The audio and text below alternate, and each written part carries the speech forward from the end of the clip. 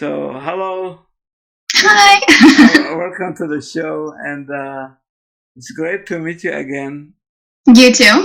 Yeah, and it was really great to meet you. I believe it was like a meeting for for authors and artists. I don't remember right now, but when we met at El Cajon downtown, Yeah. and let me just shortly introduce you to our audience. So, author Amanda Matti has revived cool writing style. And you know what a nice lady she is, even if you haven't met her in person. I did meet her also, and she, with her husband, and she has a powerful individuality,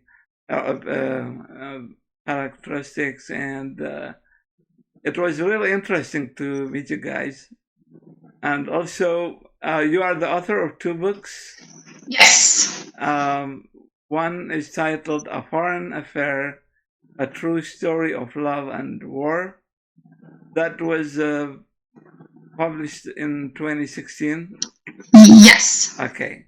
And Voicing the Eagle was published in 2017, like 1 year after. Yes, they came out a year apart.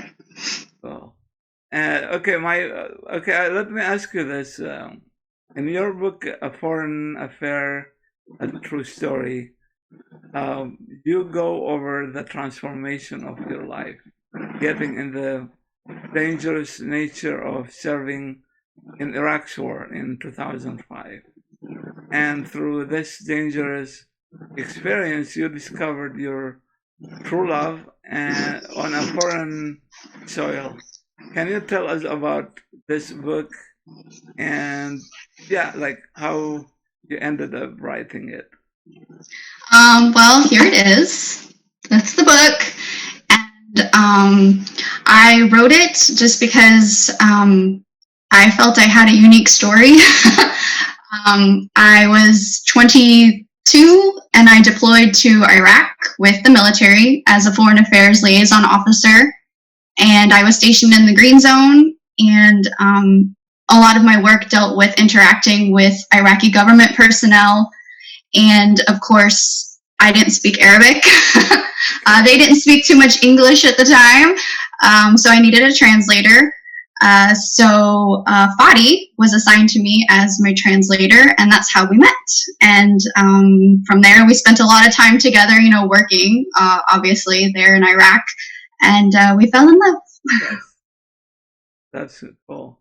And I find, your book, the writing style, is really interesting because you give like a vivid description of what you have been through, which is very important for an author to do.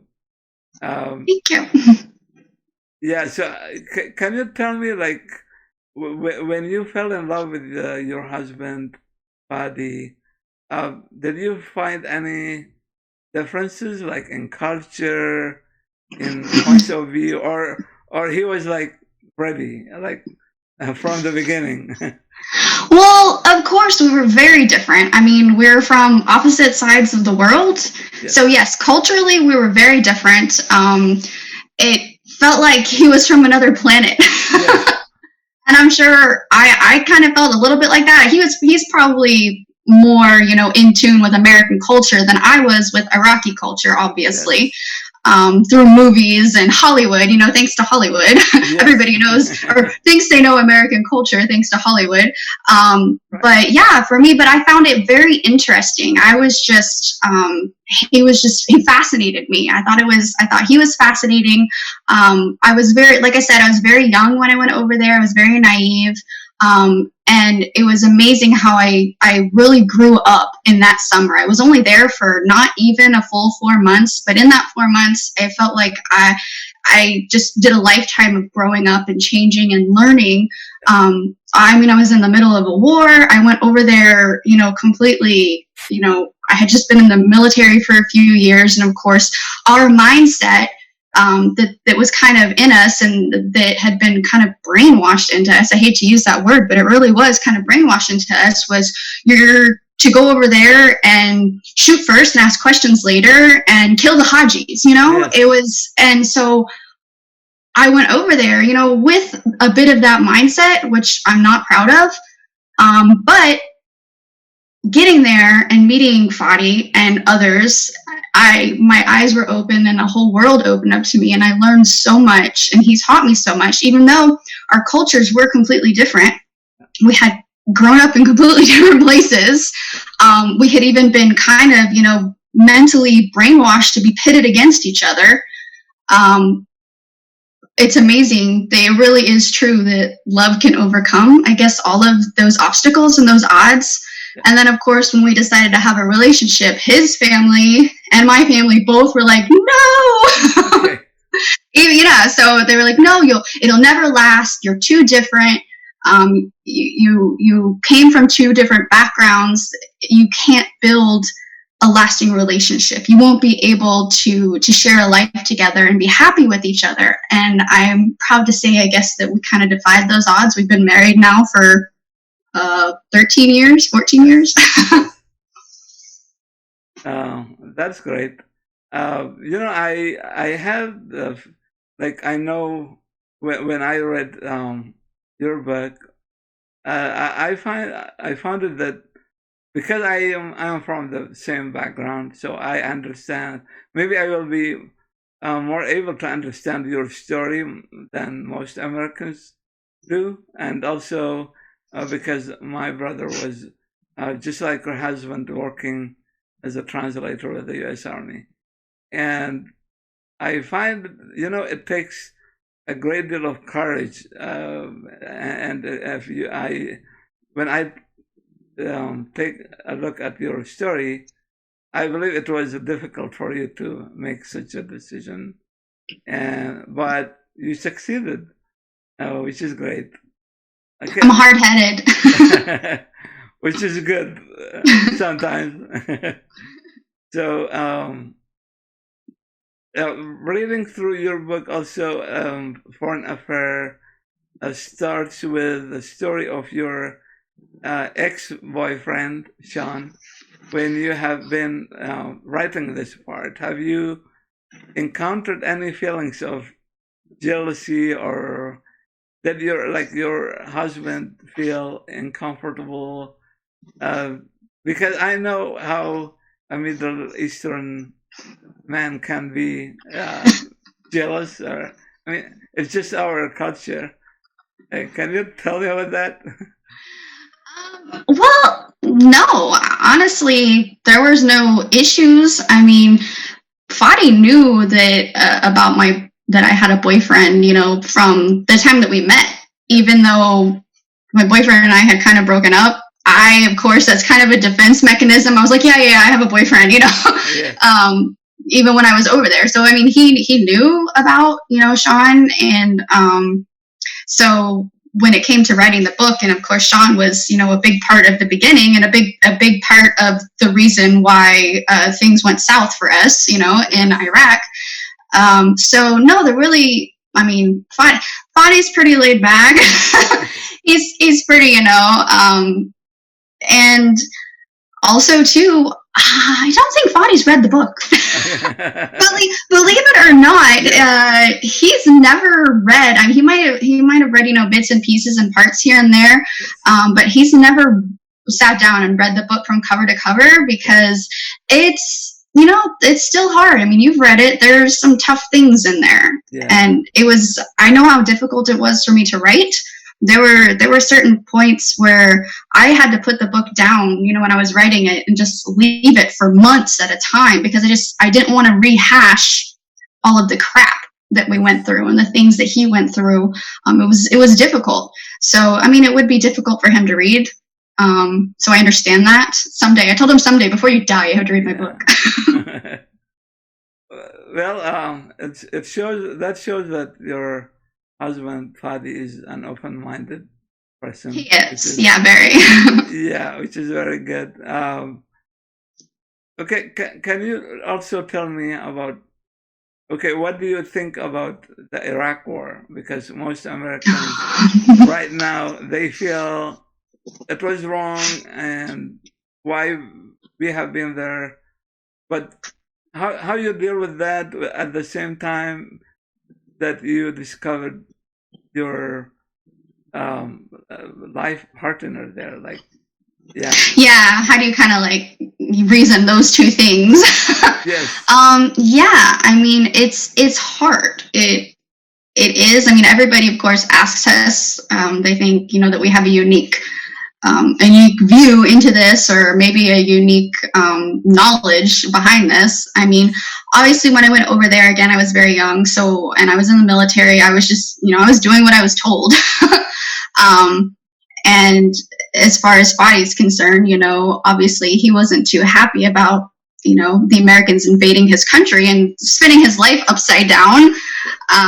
So it was tough, but I guess we both just we just evolved, and we kind of rolled with everything. And we never lost sight of who we were as people. And I think that helped a lot. As far as what we think about the Iraq War, I mean, Fadi doesn't blame the Americans for invading. He understands why we did it.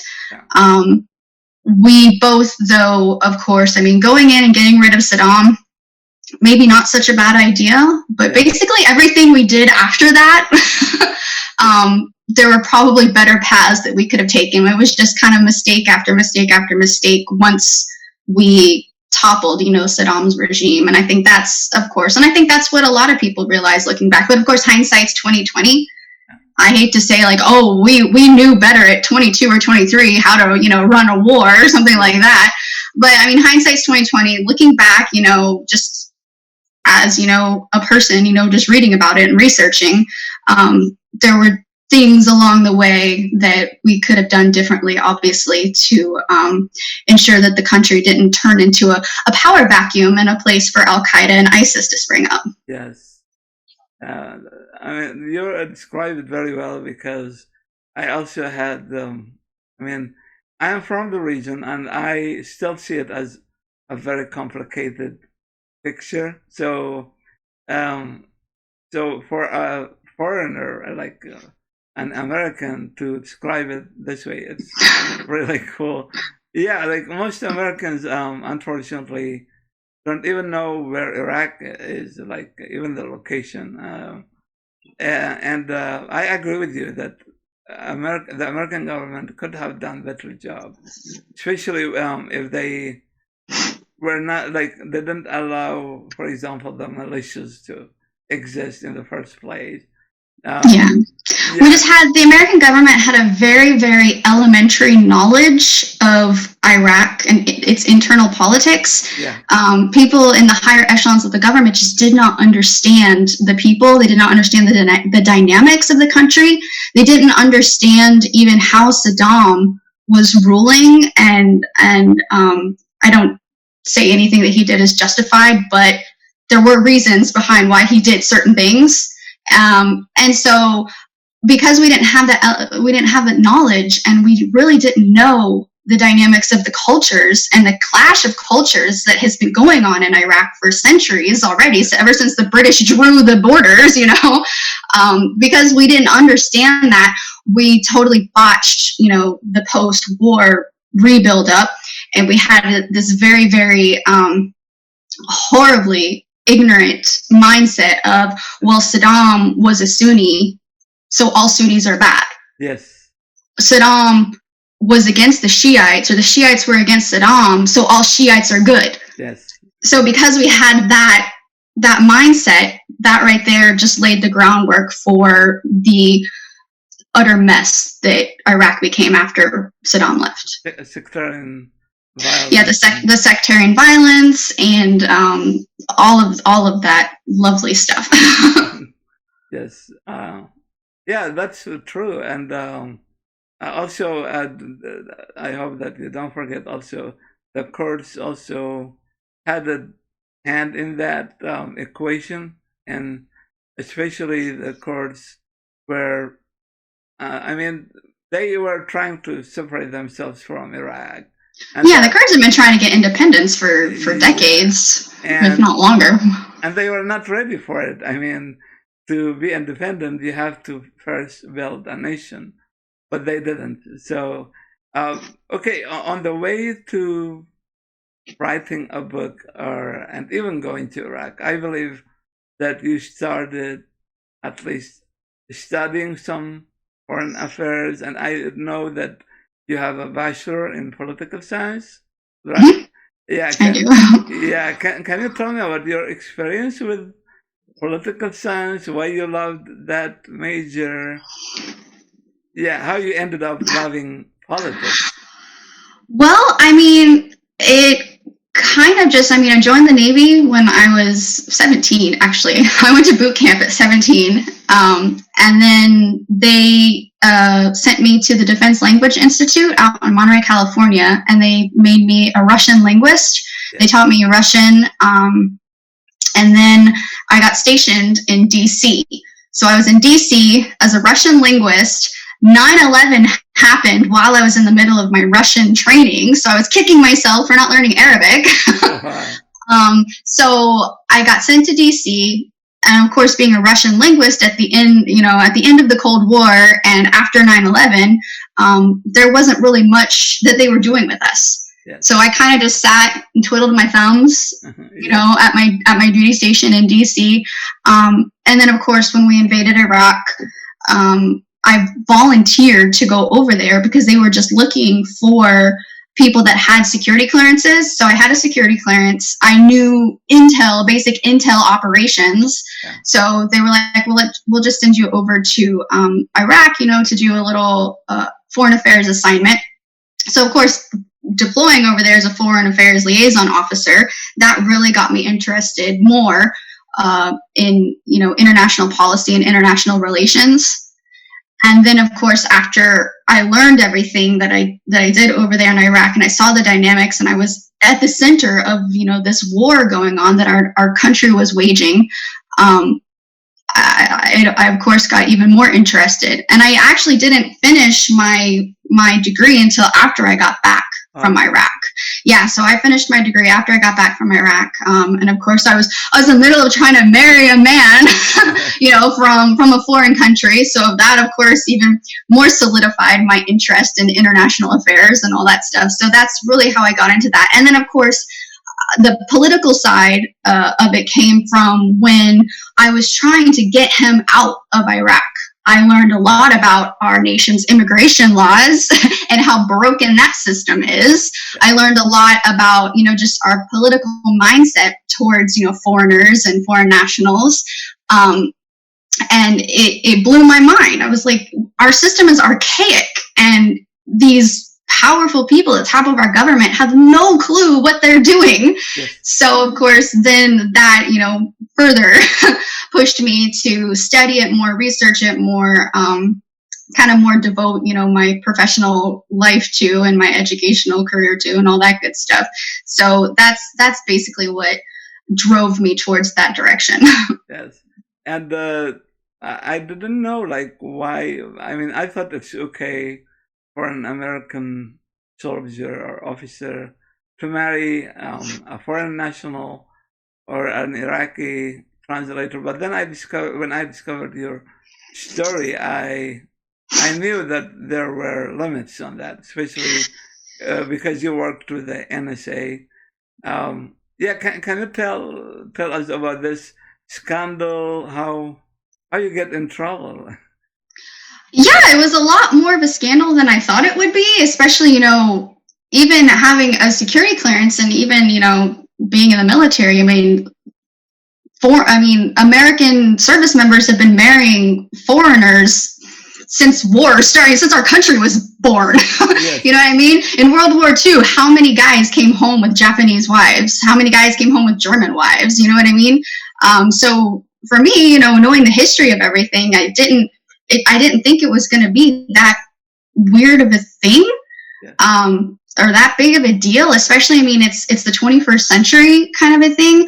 Obviously, though, back then it was male service members marrying female foreigners.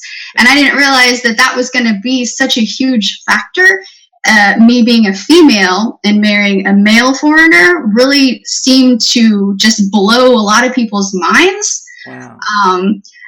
And they didn't think, me as a woman, if you fall in love, you're gonna start spouting national secrets to him or something like that. Yes. Like you silly girls, we don't know how to contain our emotions ourselves when we're in love, so we're just gonna wreck the entire nation should we fall in love with a foreigner who might have nefarious goals or like misogynist. Yeah, oh definitely. It was unbelievable. I mean, when I came back, I said, well, first of all, Fadi was in a lot of danger because he had worked for the Americans. As you know, I'm sure your brother knows and everything. As soon as Al Qaeda or the resistance finds out that a local Iraqi is helping the Americans, he's branded a traitor. He's literally, Fadi had wanted posters with his picture hanging in mosques across Fallujah. He was coming home from work and finding hand grenades sitting on his doorstep with notes wrapped around them that said, "Stop working for the infidels or we're going to kill you and your family." So he was getting shot at when he would drive to the base, or when he would leave the base, he was literally getting shot at.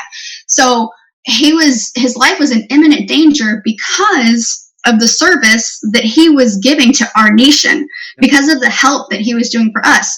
And when he told the powers that be, and when I told, my, American bosses and the people above me, they basically shrugged and said, "Oh, there's nothing we can do to help him." And I said, well, that's crap. I mean, after everything he's done, he's literally bled for this country, and we're going to leave him to, hang out to dry. There's nothing that you're saying, there's nothing we can do to get him out of this situation. And so when they said that to me, I said, well, you know what? I'll get him out. So at the time, there's currently now a visa that translators can apply for, or at least there used to be. Yes. But at the time, that didn't exist yet. So there was no way for Fadi to get out of Iraq and into the US. So I brought him over. I decided to file for a fiancé visa and bring him over on a K-1 fiancé visa, mainly just to get him out of Iraq, to save his life. So we filed for that, and then when the Navy learned, that I was trying to bring over this Iraqi national, they flipped out. They freaked out. Oh my God, he's a terrorist. He's using you. He just, at best, he's using you for a green card. At worst, he's coming over here to do another 9/11. Yeah. And it was unbelievable. So of course they freaked out. They locked me up, basically. They shut off all my communication. They stopped everything. They put me through a disciplinary review board hearing, where basically you stand up and all of your bosses in the military yell at you and tell you what a shitbag you are. So I was standing up, in front of this, and they literally were saying things to me like, out of 350 million Americans you can marry, why do you have to marry an Iraqi? You're so pretty. And it was just unbelievable. I couldn't believe that this was the 21st century military saying these things and doing these things simply because I was female and I was trying to marry a foreign national that I had met in a war zone. So when that all happened, I realized just even more how broken and backwards our system still was. So that's what drove me to write the book. That's when I started writing the book, is when all this, started. And that's what drove me to where I am today. Yes. So, I mean, in the Middle East, I mean, it's very normal to see such a thing done by dictatorial governments, tyrants. For example, Saddam forbid Iraqi women to give their national citizenship if they were to their kids if they were married to non-Iraqis. So, I mean, that's absolutely shocking to happen in America, one of the countries that call itself a democracy and a republic, and that which serves its citizens. But thanks to you, I mean, you opened many eyes to this, and we really need to fix this broken system. And okay, what do you think about what's happening right now? I mean, this coronavirus and how our president deals with it, especially after recently he suggested that people should use disinfectants and bleach or such a thing. Where do you see our country going to? I mean, honestly, I don't think he needs any comment. he speaks pretty well for himself. It's you know, you don't really have to read between the lines with him. You get what you get with him, and he does say what he means and means what he says. But I mean, unfortunately, after I went through what I was going through, I did see improvement under Obama, and a little later, you know, when the ignorance started to die down a little bit, you know, for foreigners and Iraqis, and people, you know, stopped thinking that all Muslims, you know, were terrorists, and you know, it was starting to go a little bit in a more liberal direction as far as that's concerned, and people were starting to open their eyes, and it wasn't, you know, anymore where, I mean, when Fadi first came over here, he was afraid to speak in Arabic on his cell phone, you know, when we were in a store. Like, we would be like shopping at Walmart, and his phone would ring, and he would see that it was his mom calling, and he would have to speak to her in Arabic, so he would have to ignore the call so that he didn't have to pick up the phone and speak Arabic in the middle of Walmart because you know, the looks and just people. Yes. It's just, you know, when they hear some dude speaking Arabic, you know, luckily, right. Luckily, you know, over the last, you know, few years, that changed a lot. And so we were seeing improvement. Even the military changed a lot and kind of went back on things. They kicked me out and gave me a general discharge. They came back a couple of years ago and were like, hey, we're willing to upgrade your discharge, you know, to honorable. We understand, you know, kind of what happened, and that you kind of got the short end of the stick on this. So we would offer, you know, to upgrade your discharge and stuff like that. So we were seeing, you know, we were happy to see these improvements. Now, of course, it seems like we're going backwards again. Obviously, you know, we were trying, the immigration system never got fixed. I mean, even under Obama, it was still a mess. People don't understand. They always say, you know, if you want to immigrate here, that's fine, but you need to stand in line and do it the right way. People don't understand that there really is no line. Yes. There is no way to immigrate here legally. If you were a guy living in Guatemala and you're like, I want a better life, I want to immigrate to the US, there is no way that you can do it. There is no legal way to do it. So there's no form you can fill out. There's no line you can stand in. And I think that's what people in America don't understand. They're like, they're being told these lies, like, oh, well, they're here illegally because they didn't want to stand in line, or they didn't want to do it the right way. Yeah, well, there is no right way to do it. And there hasn't been. And that's never been fixed under Obama or Bush or Trump or anybody. So obviously because of that. And then, of course, the coronavirus now has just complicated everything. Yeah, everything's complicated even more now. Of course, people are, like you say, oh, Trump didn't do enough. Oh, Trump did more than he should have. I mean, again, hindsight's 2020. Yeah. So, and I mean, I'm no disease, you know, expert or infectious disease expert or anything like that. But yeah, I think everybody knows, has seen shortcomings and things that we could have done differently. Yeah. To maybe help out, but I guess it is what it is. Well, I mean, it's cool to hear your point of view. I mean, I absolutely agree with you because since I came here, I have heard like this kind of people who tell me, well, if you hate America, why you don't go back? And I tell them, well, if you see something wrong in politics, that doesn't mean that you hate the country. The opposite. When you criticize some politicians, that because you love America, you want to change things to be better. And yeah, you need to change it. It's the same thing when people say that to me. I'm like, well, if you see a guy beating his wife in the street, you just turn around and go home because you don't like it? No, you intervene and you do something to stop it and change it. Yes, that's true. And believe me, the way to hear was not easy, as you say, and there was no correct way to do it.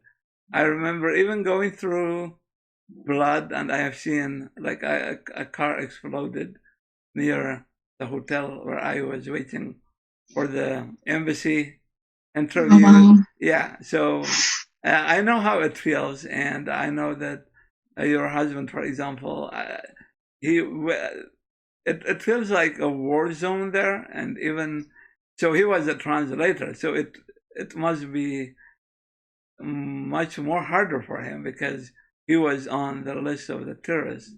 I believe that his family was suffering because of that too. And coming to this, can you tell me about your second book, Voicing the Eagle? What Yes. is Voicing the Eagle, and yeah, and who is the eagle? If you can explain, please. Yeah, the title is, I guess, kind of a play on words, Voicing the Eagle. Obviously, the eagle is the United States, and Voicing the Eagle, Fadi was the voice of the United States when he was a translator and going out on, like, he was one of the few local translators that would actually go out on missions with the Marines on patrols through Fallujah, through Ramadi. He worked with a civil affairs unit that was going door to door trying to, help the people and trying to weed out Al Qaeda at the time that was, hidden amongst the residents. So he, of course, did that. And so the book Voicing the Eagle is his story. It's actually more of, even though I wrote it second, it takes place before our story, so it's kind of a prequel. Yes. It's a prequel to A Foreign Affair, because when I met Fadi, he had already been working as a translator for the U.S. for 2.5 years, because I didn't get to Iraq until 2005. So he had been working as a translator since the war broke out, basically in 2003. So he had already worked with the Army. He had worked with the Marines. He had been shot. He had broken his arm when a Humvee he was riding and flipped over after being struck by an RPG. He had literally been fighting on the front lines for 2 years by the time I met him. So he had all these little stories that he would, tell me. There's just different things that happened. And again, another reason I found him fascinating when I met him was, these stories that he was telling me. He was, this local Iraqi kid who was living a double life. You know what I mean? He would put on a U.S. Marine uniform during the day, and he was a Marine, or he would put on an Army uniform during the day, and he was an American soldier. And then he would take off the uniform, put on his civilian clothes again, and go back home to his house in central Baghdad. So then he became an Iraqi again. He was literally straddling these two worlds for years. And I found that his point of view and the stories that he had and the experiences he had were very, very unique. Something that very few people experienced, and even fewer have written about that is documented. So after a while, and I was hearing all these little stories here and there, I said, if we take all of your experiences and all your little stories and we put them together, you have a book, and you should write a book. I will write your book. So that's what I did, and so that's why I decided to write it, and I wanted people to see. And we also, both of the books too are for our kids. We wrote them as kind of like a family history, I guess, kind of thing. So our kids can read about what their parents did, and the unique experiences that we had, and that's mainly why we did the books. Yeah. So you are giving something to your, maybe even your grandkids, the future. And thank you for your insights and all this, the information you gave us, and you open our eyes to what is happening. And I believe that we still need to reform the immigration, the government, Yeah, everything. We need people like you. Yeah, there's a lot of reform that needs to happen still. Yeah. Just before I end this great interview with you, do you have any other projects in your mind? Any books for the future? I do actually. I recently completed my first venture into fiction. It's a novel. Since both of my other books, of course, are nonfiction. And the story, it's really easy to write nonfiction. I always say, everybody's like, oh, you wrote a book. And I'm like, it's really easy when it's nonfiction. The story's there. You just have to write it. You got all your characters, you know what's happening, you know your plot, you just write it down, you know? So that was super easy. And of course, after becoming an author and doing book tours and meeting other authors, I just found, you know, these other authors who could just pull stories out of their heads and write these, you know, fictional novels. It was amazing. And I thought it was unbelievable. And I would say, no, I could never do that. I could never do that. You know, my characters are there. Everything's there. How do you come up with everything? How do you know what they're thinking? How do you know what comes next? If it doesn't exist, you know, it's all imaginary. So I was like, well, you know what? Me being hard-headed and liking a challenge, I said, well, you know what? I'm going to try it. Yeah. So I decided, you know, I took the plunge last year. I had this idea in my head, and I had these characters, you know, that kind of like were invading my mindset for several months. And I said, you know what, I think there's a story here, and it's not too, I mean, it's not like Lord of the Rings fantasy or anything. Yeah. So it's still, you know, rooted in kind of like, it's more of a historical fiction, military fiction. And I kind of got the concept and the idea from my Fadi's and my story. Yes. Because when we got together, everybody was saying, oh, he could be a terrorist. Oh, he could be this. He could be this really, this evil mastermind that's using you and all this stuff. Of course he wasn't. But what if he was? Okay. That's kind of what the story is. It's like an alternate universe. Had Fadi and I taken different paths, had Fadi ended up on the wrong side of things, had he had, you know, nefarious, you know, motives and stuff like that for being with me. So that's what the new book is. It's called New Dawn Underground, which is the name of a fictional terrorist organization like Al-Qaeda. So that one is currently being edited right now. Of course, with all the coronavirus stuff, we don't know when it'll be released or ready to be published. But right now it's going through editing. It is done, and hopefully soon it'll be released. Oh, okay.